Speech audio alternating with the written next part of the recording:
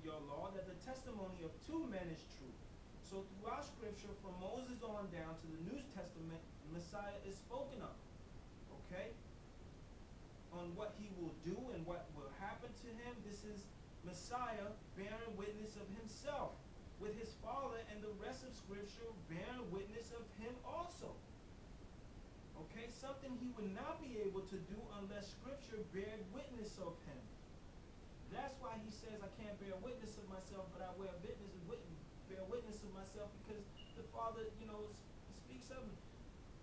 Basically, Messiah is saying, I can't tell you nothing about myself. I can't say nothing about myself that doesn't come from the Father, and we know and understand that Messiah is spoken of all the way from the beginning all the way to Malachi, and then when he goes into Jerusalem, when he comes on the scene with John the Baptist.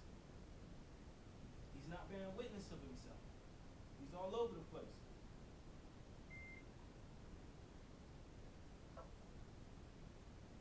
Okay? So, let's go to 2 Corinthians chapter 13, verse 1.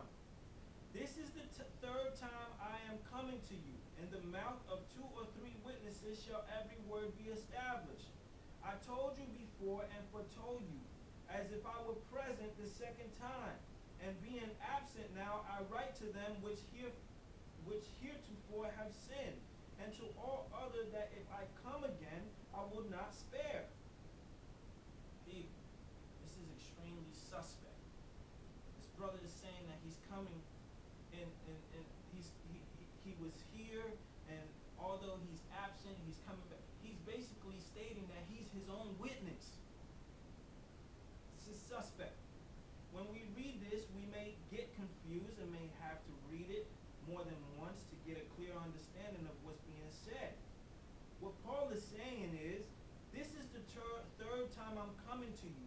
I told you before, and I'm telling you again, is as if I were there with you the second time. This is Paul's idea of a second witness.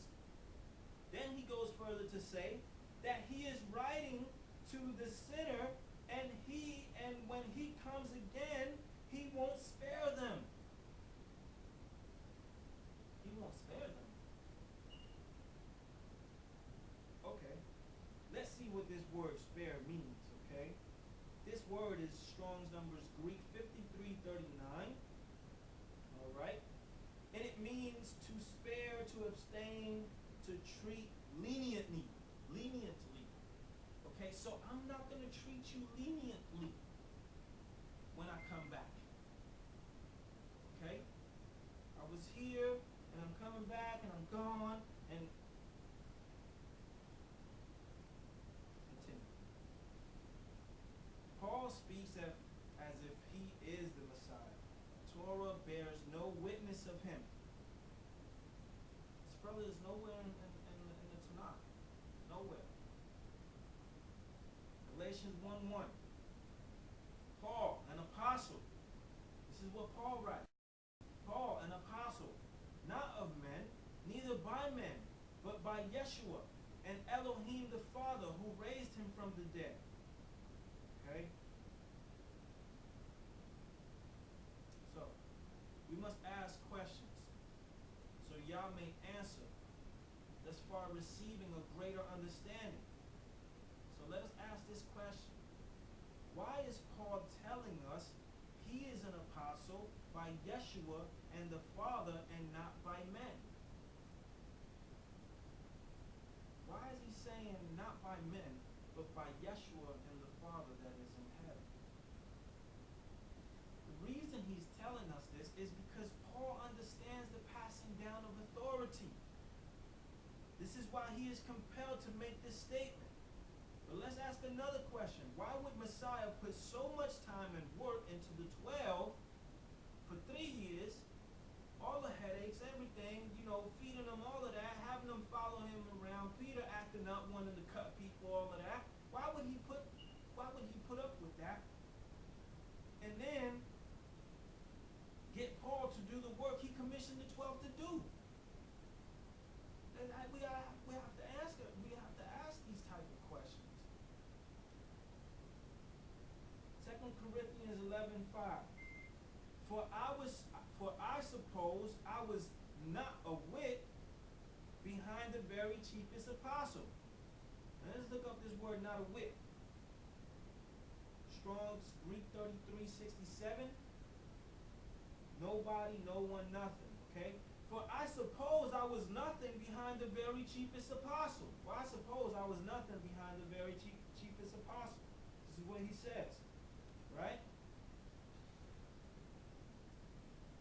I suppose I was nothing behind the very chiefest apostle. Who is the very chiefest apostle? The very chiefest apostle is Peter. That's what this brother's talking about. He's talking about Peter, people. They were not cool. They were not friends. 2 Corinthians 11:13. For such are false apostles, deceitful workers, transforming themselves into the apostles of Messiah. Okay? Therefore, it is no great thing if his ministers also be transformed as the ministers of righteousness, whose end shall be according to their works. According to their works. Corinthians 11:20. For ye suffer, if a man bring you into bondage, if a man devour you, if a man take of you, if a man exalt himself, if a man smite you on the face. 2 Corinthians 11:22. Are they Hebrews? So am I. Are they Israelites? So am I. Are they the seed of Abraham? So am I. 11:23. Are they ministers of Messiah? 2 Corinthians 11:25. Thrice was I beaten with rods. Once was I stoned. Thrice I suffered shipwreck. A night and a day I have been in the deep. When we read Paul's letters, he refers to the law as works and bondage. So ask the question, who is the chiefest apostle that is a Hebrew and teaches works? Paul is constantly protecting and battling for this position that he appointed to himself, because because he has always been suspect to this very thing that was not given to him by Messiah. This is why Paul feels like he has to tell us how many stripes he received, how many times he went to prison, to justify how great of a hero he is for us. And he did all these things for us, the Gentiles, so we may be saved by grace and not the works of the law. Let's see what Messiah says about this. Matthew 6:2. Therefore, when thou doest thy alms, do not sound a trumpet before thee, as the hypocrites do in the synagogue and in the streets, that they may have glory of men. Verily I say unto you, they have their rewards. So we look up this word alms, and it means mercy, pity, exhibited and given alms, charity, the benefication. The benefication itself, or donation to the poor, kindness, goodwill towards the miserable and the afflicted, joined with a desire to help them, of men towards men, to exercise virtue of mercy. Okay? So Paul is talking about how he was beaten and went to jail for us and all this stuff, and just, he's blowing the trumpet, people. Messiah says when you do your alms, don't blow the trumpets. Just calm down, keep on the low. You'll get your reward. We can get our reward for our good deeds and bad deeds. Paul obviously doesn't understand Messiah's teaching. He's talking about how many stripes he received, how many times he went to jail for us. This is not wholeheartedly against Paul. I'm not attacking the man Paul. This is a spiritual thing, people. There's still people preaching like this today. This